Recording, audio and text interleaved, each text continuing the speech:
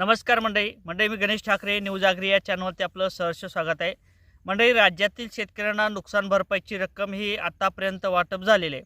म्हणजेच राज्य सरकारचा जो काही हिस्सा असेल तो शेतकऱ्यांच्या खात्यावर जमा झालेला आहे। ज्या शेतकऱ्यांनी आतापर्यंत केवायसी केलं नाही अशाही शेतकऱ्यांना कृषी विभागाच्या माध्यमातून जिल्हाधिकाऱ्यांच्या माध्यमातून आवाहन करण्यात आलेले आहे।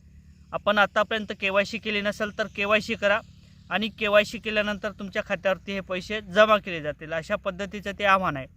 आणि आता जे काही केंद्र सरकारची वाढीव मदत असेल, केंद्र सरकारचा जो काही हिस्सा असेल तो बाकी आहे असं सुद्धा सांगण्यात आलेलं आहे। आणि त्या संदर्भात जे काही राज्य सरकार असेल त्या राज्य सरकारच्या माध्यमातून केंद्र सरकारला 2 प्रस्तावसुद्धा पाठवण्यात आलेले असं मुख्यमंत्री फडणवीस यांचं म्हणणं आहे। तर केंद्रीय मंत्री शिवराज चौहान हे म्हणतात की आतापर्यंत प्रस्ताव आला नाही। मग जर प्रस्ताव आला असेल किंवा आला नसेल तर यासाठी जे काही वाढीव मदत असेल केंद्राची ती शेतकऱ्यांना दिली जाणार का, आणि दिली जाणार तर कोणकोणत्या शेतकऱ्यांना दिली जाणार, कोणकोणत्या जिल्ह्यात दिली जाणार आणि किती रक्कम असणार या संदर्भात आपण या व्हिडिओच्या माध्यमातून चॅनलच्या माध्यमातून माहिती घेण्याचा प्रयत्न करणार आहोत। तर मंडळी, तुम्ही यापूर्वी चॅनलवर नवीन असाल त्या साईडला एक सबस्क्राईबचं काळं किंवा तांबडं बटन दिसेल त्याच्यावरती क्लिक करा। एक घंटीचं बटन दिसेल त्यालासुद्धा ऑल करायला विसरू नका।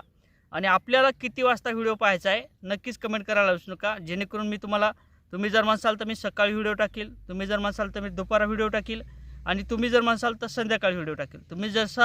तुमच्याकडे जसा टाईम आहे त्या पद्धतीने आपण व्हिडिओ टाकण्याचा प्रयत्न करणार आहोत। तर मंडळी, असो ज्या अर्थी शेती पिकाचं मोठ्या प्रमाणात नुकसान झालं, 31,628 कोटीचं राज्य सरकारचं पॅकेज जाहीर झालं आणि त्या पॅकेजप्रमाणे जे काही फार्मर आयडिया होत्या अशा फार्मर आयडी शेतकऱ्यांच्या खात्यावर नुकसान भरपाईची रक्कम आतापर्यंत 8,500 प्रमाणे आपल्याला वाटप झालेले आहे। आता अनेक प्रश्न शेतकऱ्यांचे असतील तर कारण तर 8,500चं जे काही अनुदान असेल ते मंजूर झालं होतं, परंतु रक्कम येताना 6,000 रुपये 7,000 रुपये येते।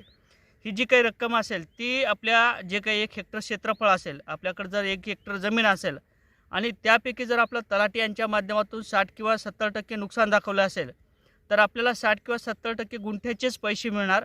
वरचे जे काही 30 गुंठे असतील त्या गुंठ्याचे आपल्याला पैसे मिळणार नाहीत, हे क्लिअर झालेले आहे।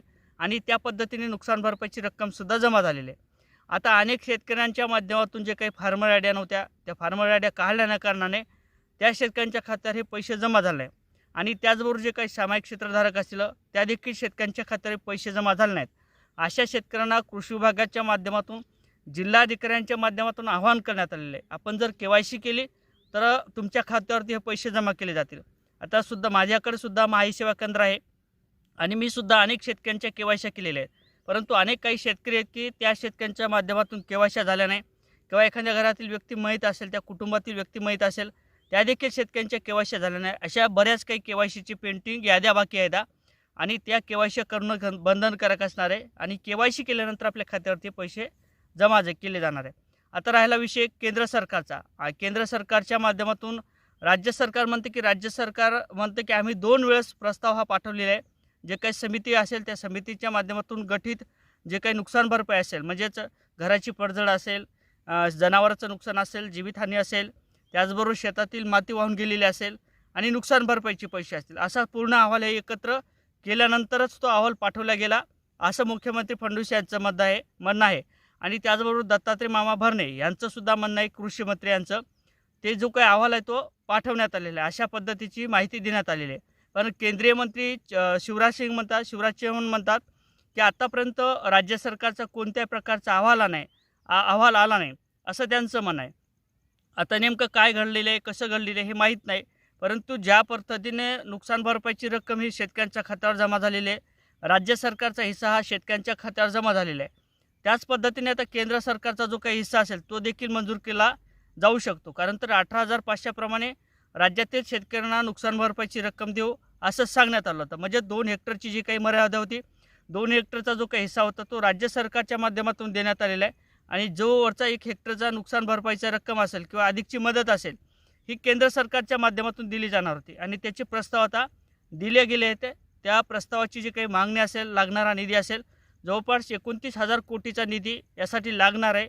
बजेटसुद्धा त्या संदर्भात माहिती दिलेली आहे। बजेटच्या माध्यमातून यामध्ये जीवितहानी असेल, नुकसान भरपाईचे पैसे असतील, जनावरांचं नुकसान असेल, घराची पडझड असेल, शेतातील माती वाहून गेलेली असेल, असं जे काही पॅकेज असेल ते केंद्र सरकारच्या माध्यमातून येणं बाकी आहे.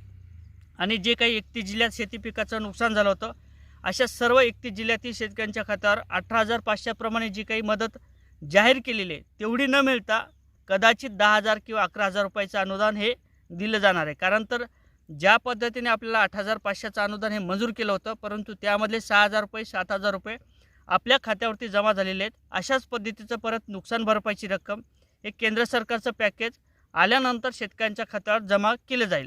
आता हे नेमकं पॅकेज कधी जाहीर केलं जाते, निधी कधी वाटप केला जातो, निधी कधी मंजूर केला जातो, हे सुद्धा पाहणं महत्त्वाचं ठरणार आहे. परंतु आपण एक आशा करूया की शेतकऱ्यांना जे काही शेती पिकाचं नुकसान झालं त्या नुकसान भरपाईची रक्कम केंद्र सरकारचा जो काही हिस्सा असेल तो लवकर वाटप करण्यात यावा, अशी सुद्धा आपल्या चॅनलच्या माध्यमातून एक विनंती करतो, एक आव्हान करतो सरकारला.